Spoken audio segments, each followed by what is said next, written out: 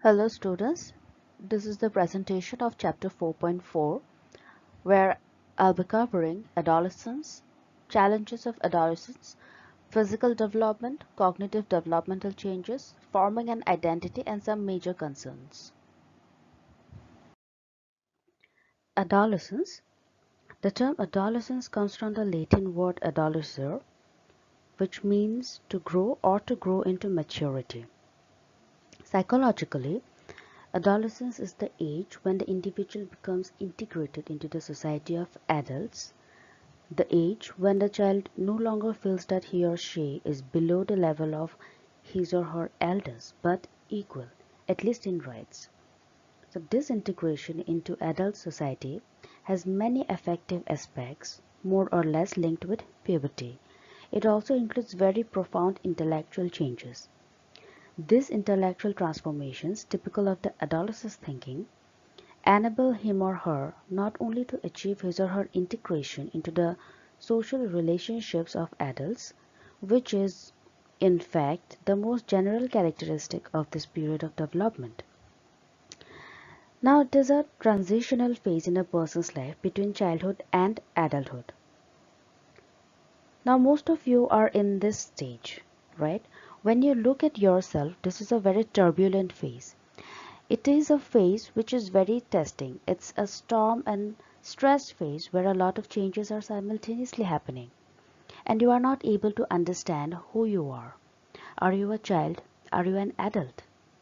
Sometimes you are told you are a child, please don't interrupt, it is not meant for you.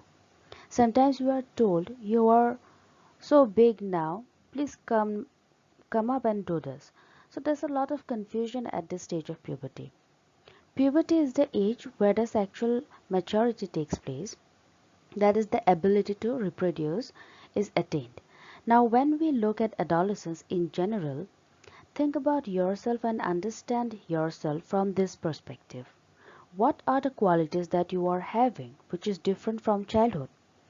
Adolescents are into experimentation. They want to try and explore all new things.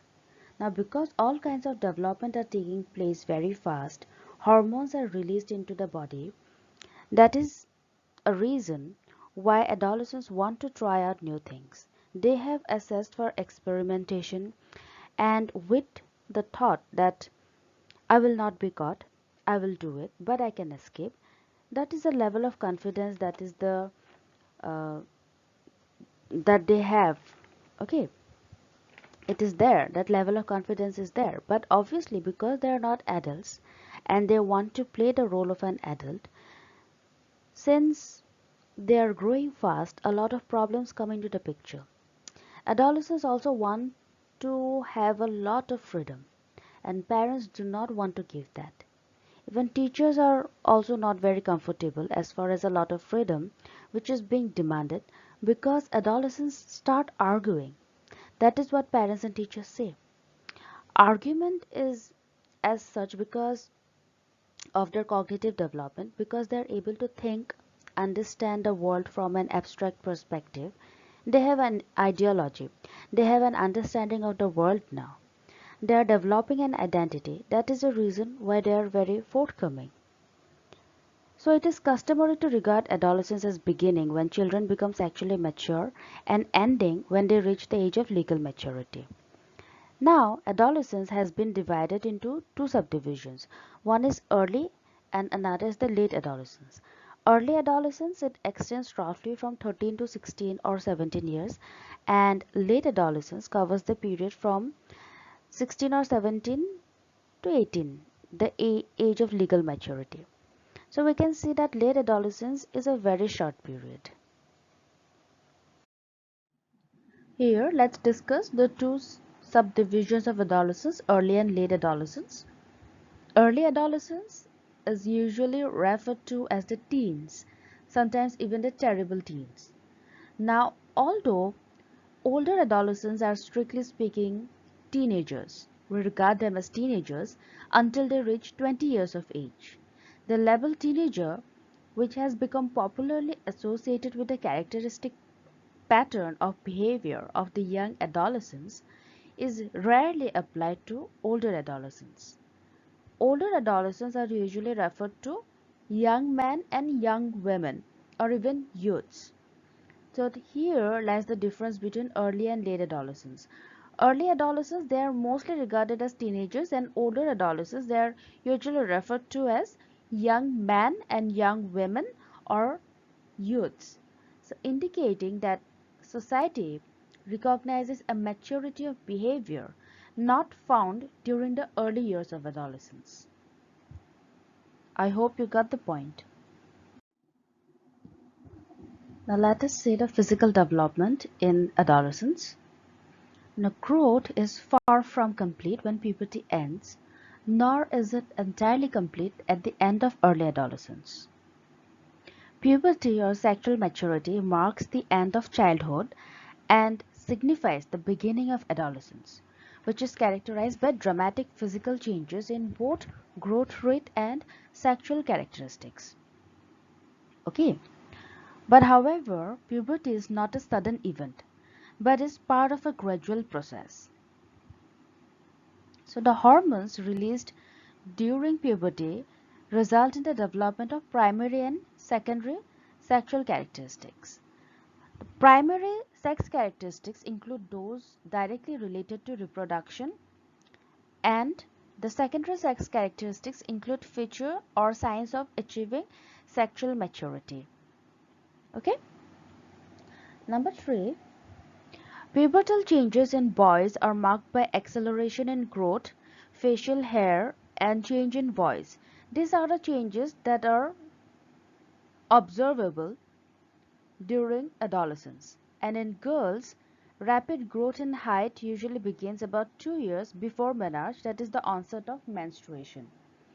So we can see that these are the changes in both boys and girls. It is not that only girls will undergo changes during adolescence. No, it is totally wrong. Boys also go through certain changes. Certain transitions can be observable in boys too during the adolescence age. The growth spurt, it generally begins at the age of 12 or 13 for boys and at the age of 10 or 11 for girls. Here again, there is age differences. Boys, they mature a little bit late, and girls, they mature before the age of the boys. So it is normal to have variations in the pubertal sequence. For example, among two boys or two girls of same chronological age, that means 10 or 11 years, or 13 or 12 or 13 years, one may complete pubertal sequence before the other has begun it. It is quite normal. Both genetics and environment play a part in this. Now, for example, another example I'd like to give over here. Identical twins. I hope you all know about identical twins. They reach menarche, it is menstruation time, closer in time than to fraternal twins. So on an average, girls from affluent families go through menstruation earlier than girls from poor families. And historical trends show that the age of menstruation is declining in industrialized nations, reflecting better nutrition and advances in medical care. So through this, we can see the differences underlying, and actually there is physical development happening.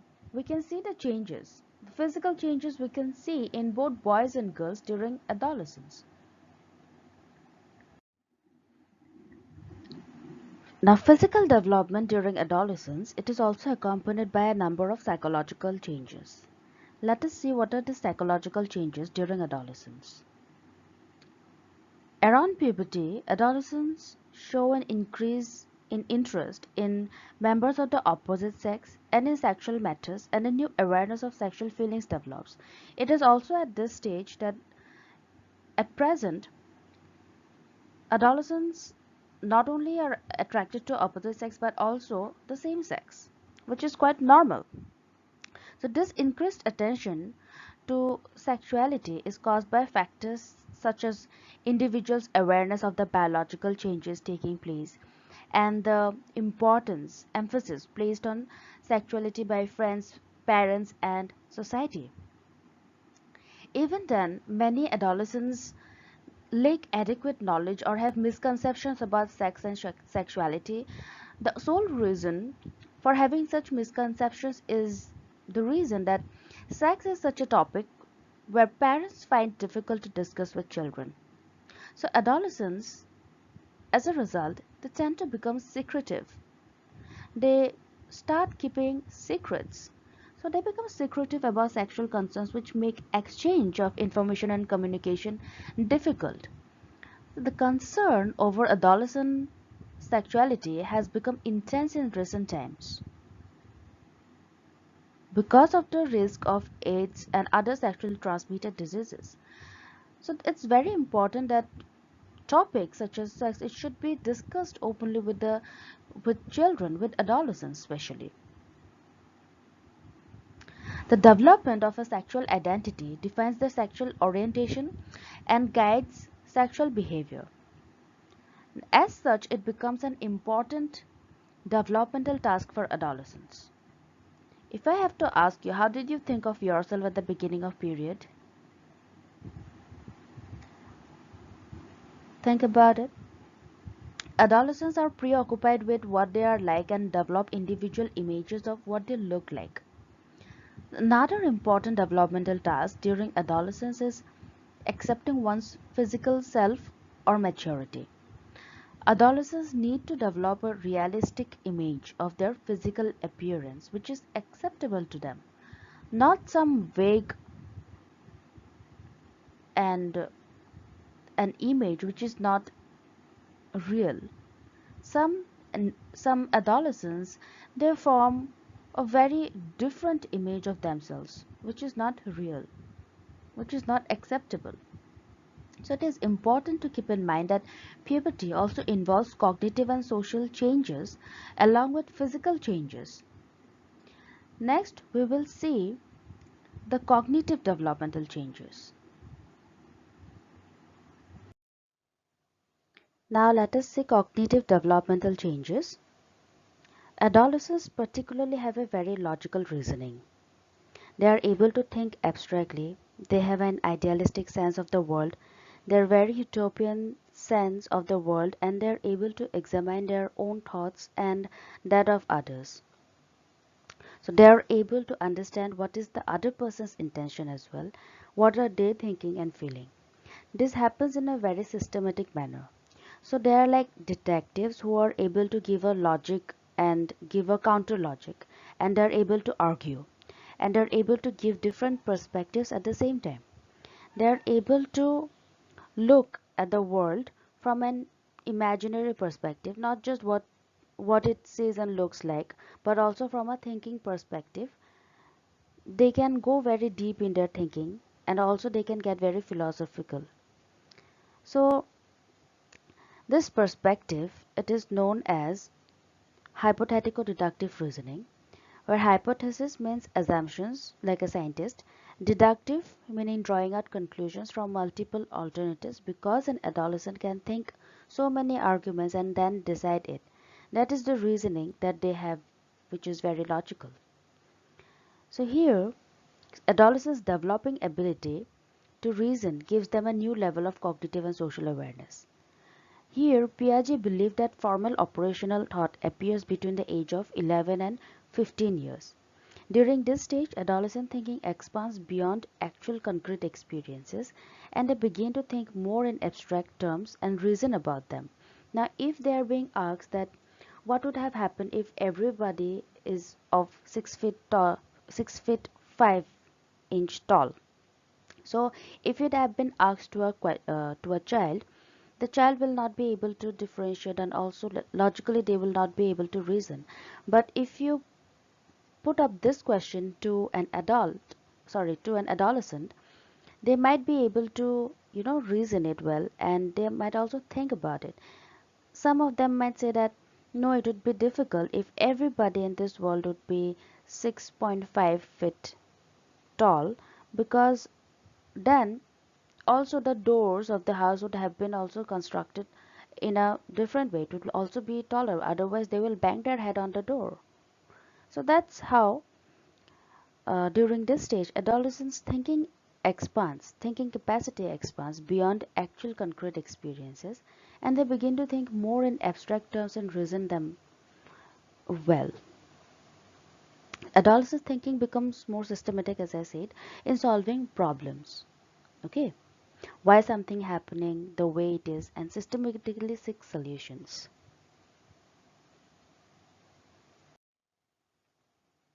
Next, we have moral developmental changes. Now, with the logical thought that we have just discussed, logical thought actually influences the development of moral reasoning. Here, in adolescence, social rules are not considered as absolute standards, and moral thinking shows some flexibility. The adolescent recognizes alternative moral courses, explores options, and then decides on a personal moral code. They don't just jump to the conclusion. For example, questions like, should I smoke as everyone I know does? Is it ethical to copy answers in the examination? These all are certain questions that pops up, and they explore options and then decides on a personal moral code, whether they should take it up or they should just reject it. And this lends the possibility of adolescents not following society's norms if they conflict with personal code of ethics. Now, for example, individuals at this age might participate in a protest march for a cause rather than adhere or conform to college norms. If they feel that it is right to voice for a certain cause, then they will adhere to that, and they will most probably join in a protest march rather than just conform to the college norms. It is their choice, they can go for it. So this is what leads the possibility of adolescents not following society's norms. Okay, because it is conflicting with their personal code of ethics. Moral judgment becomes psychologically expensive in the sense that it takes an emotional toll and creates psychological tension during adolescence. Next, we have psychosocial developmental changes. Adolescents, they develop a special kind of egocentrism. By now, we know what is egocentrism, focusing on the self. According to David Elkind, imaginary audience and personal fable are two components of adolescence egocentrism. Okay, so according to Elkind's adolescent egocentrism, adolescence characteristic self-absorption. Okay, they are characteristic to self-absorption. They are focused more on their own feelings and experiences than on others, despite their considerable perspective-taking skills. And they wrongly believe they are the focus of others' thinking. For instance, you can see in the slide, there is an extract from a cartoon. You can see the conversation over there. There is an adolescent, and the conversation that pops is that in the dialog box you can see it is written, the internet is down again. That is so unfair. This is what the adolescent thought. Now the mother comes. What's unfair about it? Just because there's an inconvenience in your life doesn't mean that the world owes you justice, Jeremy. Now that's really unfair. Got the point? So everything is happening around. The adolescence is so self-absorbed that they are just focusing on the uh, thoughts that everything is wrong. They believe that, they wrongly believe that they are the focus of others' thinking as well.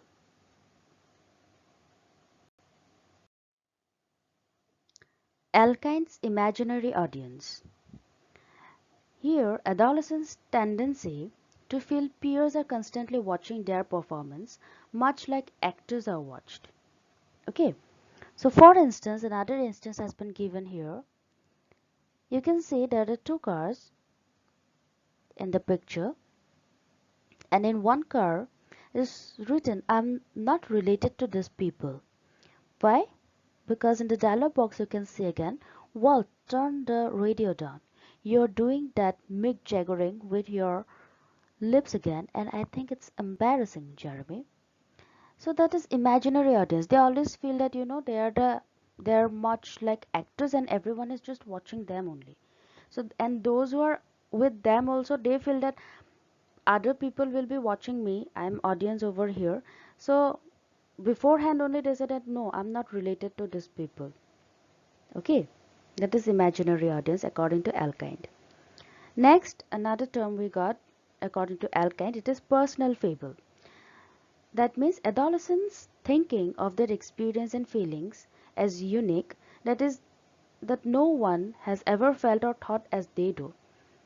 As if whatever life's worry is, the problems are, only the adolescent is only experiencing and nobody else is experienced the same feeling. Their thinking, their experiences, their feelings, it is very unique to themselves only. And this can lead to feeling misunderstood, that others don't appreciate their intense feelings. Okay, so how would you know you haven't been through what I have? This is so common during adolescence. They always feel that they are so self-focused, that they're so self-absorbed, that they feel that whatever they are feeling, others will never understand, and it is unique to them only. No one else has gone through that particular situation. That is personal fable.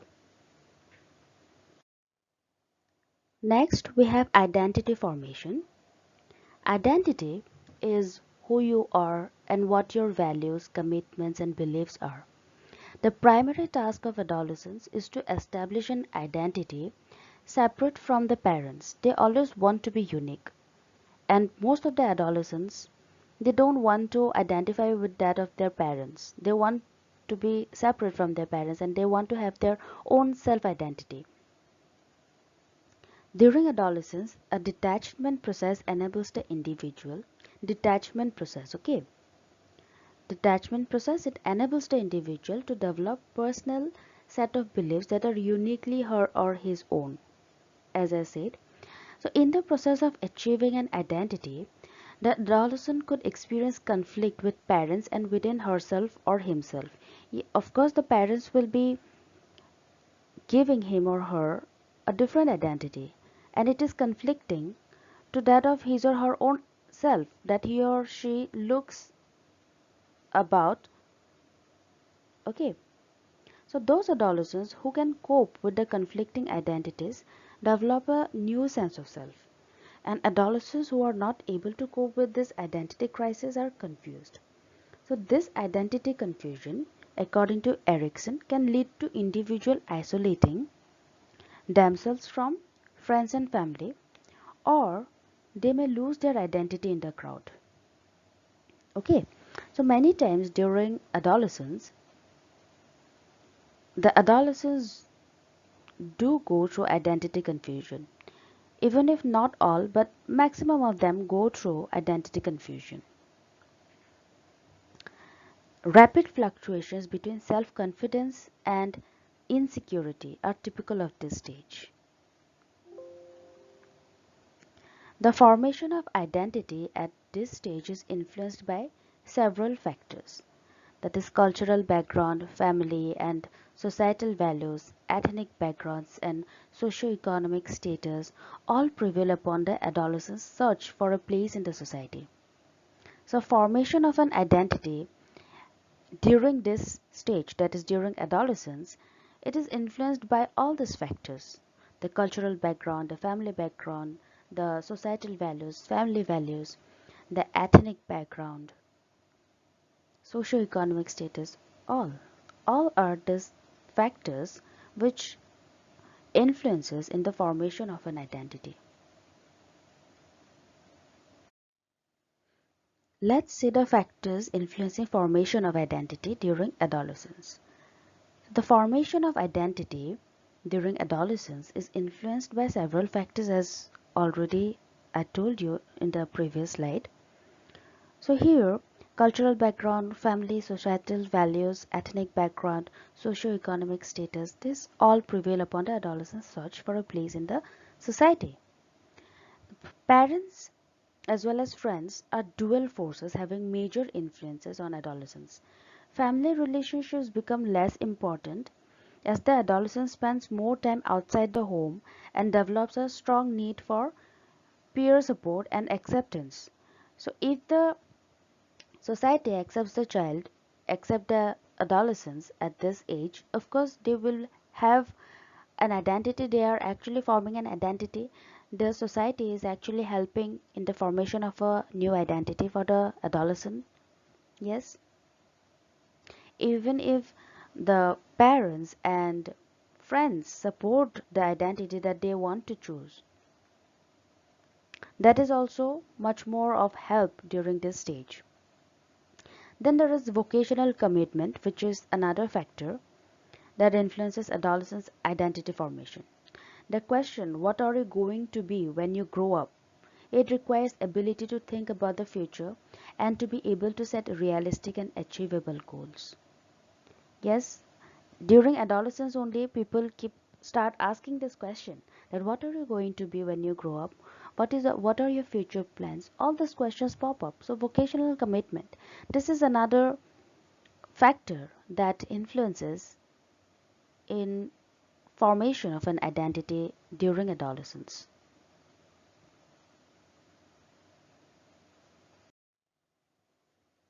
Now let's see some major concerns of adolescence. First is delinquency. Delinquency refers to a variety of behaviors ranging from socially unacceptable behavior, legal offenses, to criminal acts. For example, truancy, running away from home, stealing or burglary or acts of vandalism. So any behavior that is not accepted by the society and often antisocial behaviors, those are referred as delinquency. And during adolescence, because they are not of legal age, so the crimes that the child, the person is engaged in, they are regarded as juvenile. So all the activities, the criminal activities and things which is not socially acceptable, the behavior which is not socially acceptable, they are regarded as juvenile delinquents. Okay. So adolescents with delinquency and behavioral problems, they tend to have a negative self-identity. Here, they are forming a negative identity about their own self. They have decreased trust and low level of achievement. That's the reason why they are engaged in behaviors which are not socially acceptable. They all often find themselves in legal offenses to criminal acts as well. Delinquency is often associated with low parental support, inappropriate discipline, and family discord. Often, adolescents from communities characterized by poverty, unemployment, and having feelings of alienation from the middle class perform antisocial act to gain attention and to be popular with their peers. Okay. Next major concern is substance abuse.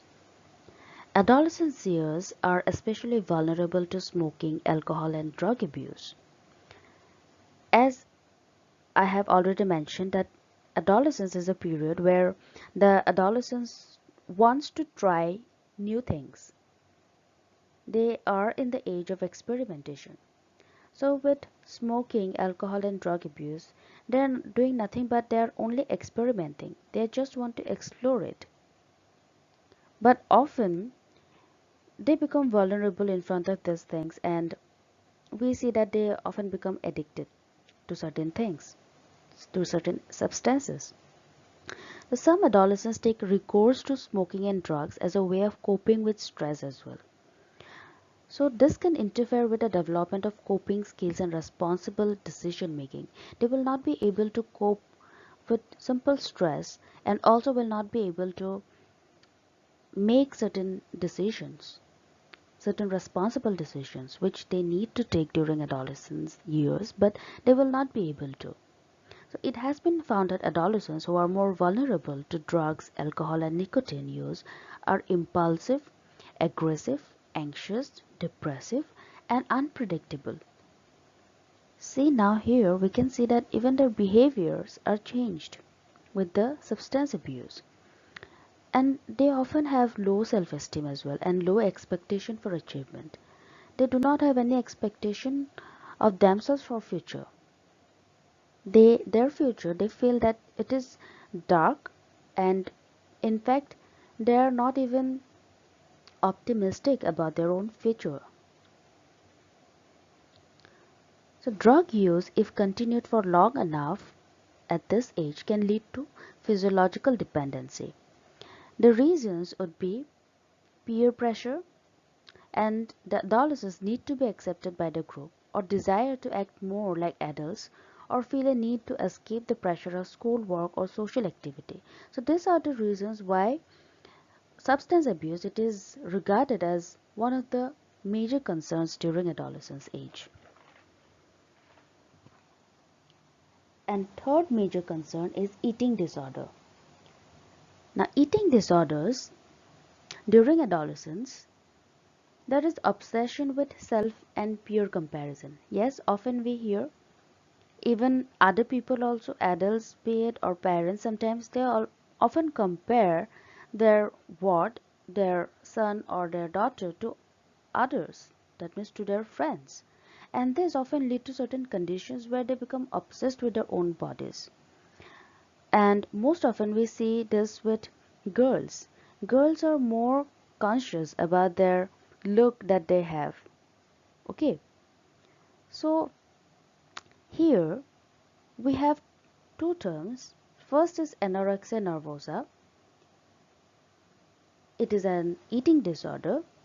Anorexia nervosa, which is an eating disorder, involves relentless pursuit of thinness through starvation. So the adolescent wants to become thin. They are so obsessed with the fact that they need to be thin, they don't want to look fat, so they will go through starvation. And this disorder, this eating disorder, is known as anorexia nervosa. It is quite common to see adolescents eliminate certain foods from their diets or eat slimming foods only. Even they are so obsessed with models that they want to be like that, and they have want to maintain zero figures. Okay, as a result what they do is that they start uh, eliminating certain foods. That means they don't eat, they stop eating foods, and they cut out certain foods from their diets and eat only slimming foods. Next eating disorder we have is bulimia. Bulimia nervosa is another form of an eating disorder in which the individual follows a binge and purge eating pattern.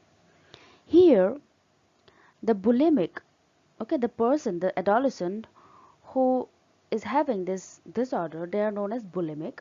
So the bulimic goes on eating binge. That means they will keep on eating until and unless they don't feel uncomfortable, they will keep on eating.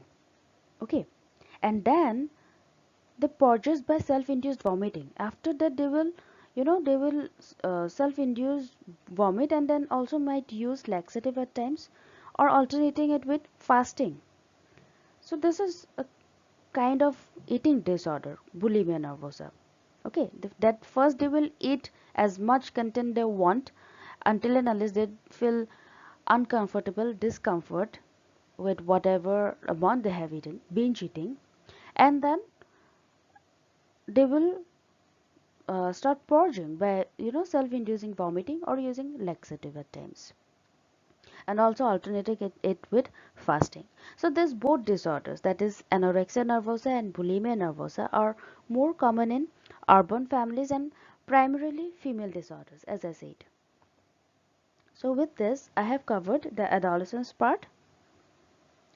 So go through the presentation and try to understand. And if you have any question, surely you can ask me. Thank you.